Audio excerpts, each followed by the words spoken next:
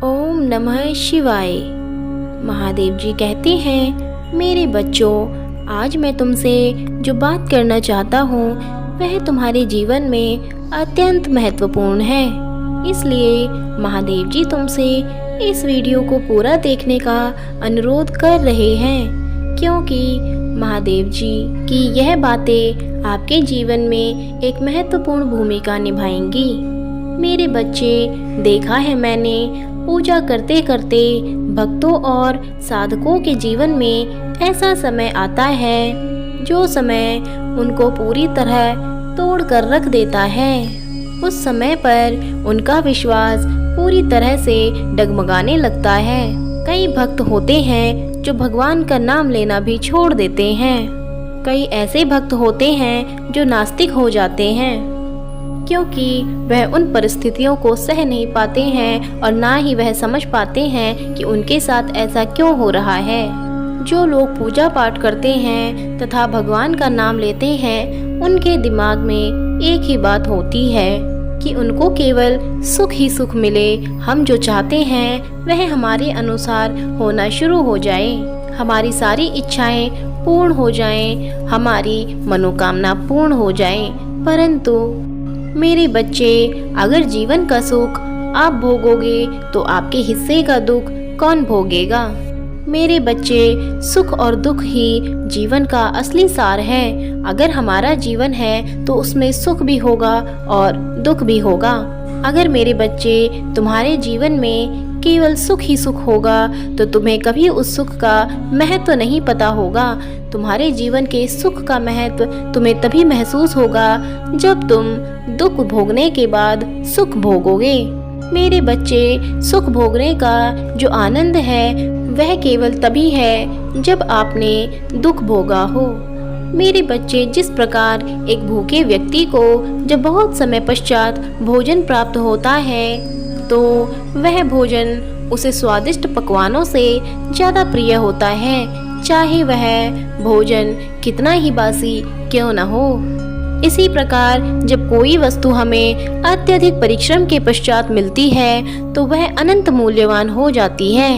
मेरे बच्चे, सुख का महत्व भी जीवन में तभी होता है जब आपने अत्यधिक दुख भोगा हो, और दुख आने से ही सुख का अनुभव होता है। अगर आप इस बात से सहमत हो तो इस वीडियो को लाइक करें और हर हर महादेव जी की हाजिरी लगाएं। मेरे बच्चे, ऐसा कोई व्यक्ति नहीं है संसार में जिसे केवल सुख मिला हो और कभी दुख ना मिला हो, क्योंकि सुख और दुख ही संसार का नियम है। मेरे बच्चे, एक बात याद रखना, सुख और दुख आना भी हमारे कर्मों पर निर्भर करता है। इसी प्रकार कोई भी व्यक्ति ऐसे कर्म नहीं कर सकता कि वह केवल सुख ही सुख भोगे और उसके जीवन में किसी प्रकार का दुख ना आए।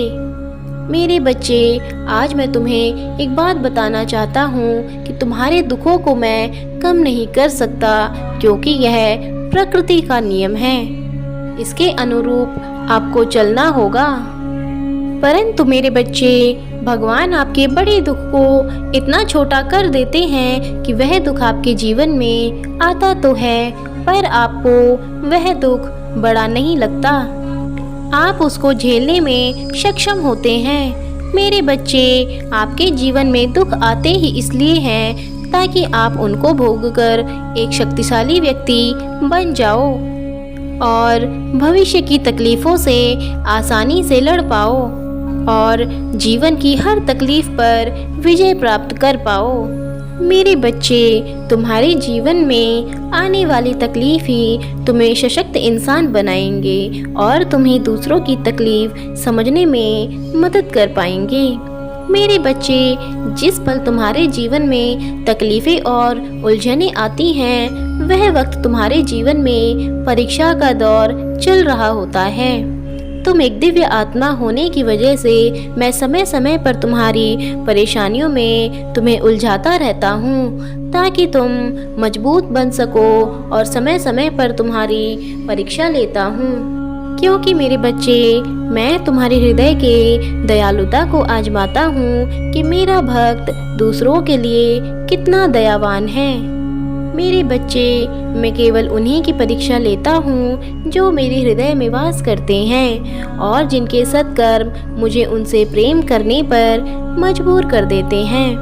मेरे बच्चे, एक बात याद रखना, जिस पल तुम भोजन करते हो और तुमसे कोई भूखा भोजन मांगने आ जाए तो समझ लेना कि यह तुम्हारी मेरे द्वारा ली जा रही परीक्षा है।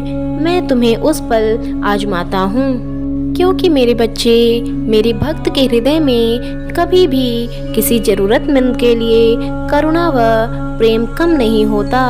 वह सदैव स्वयं से पहले दूसरों के बारे में सोचता है। यही एक भोलेनाथ भक्त की खासियत है। वह सदैव दूसरों पर दयालु व करुणामयी होते हैं। इसीलिए मेरे बच्चे, अपने जीवन की तकलीफों से कभी न घबराएं और सदैव मेरा ध्यान करें। मैं सदैव तुम्हारे साथ रहूँगा और तुम पर अपना आशीर्वाद रखूँगा, क्योंकि तुम्हारे बुरे समय में भी मैं सदैव तुम्हारे साथ रहता हूँ। तुम्हारा कल्याण हो। महादेव जी के ऐसे ही शुभ संदेशों को सुनने के लिए हमारे चैनल को सब्सक्राइब करें और इस वीडियो को लाइक करें।